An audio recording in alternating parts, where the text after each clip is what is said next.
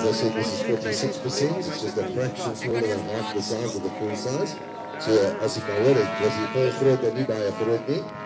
Maar die vol grootte het 4-cylinder engine gehad wat so 280 perkrag uitgesit het. En dit was gebruik vir unlimited aerobatics. So kyk nou maar hierdie vliegtuig. Op die oomblik is hy nie die regte propeller op hierdie vliegtuig nie. En dus ek kom nou so baie hard raas. En daar hoor jy hoe raas hy. And that's the tips of the propeller causing the air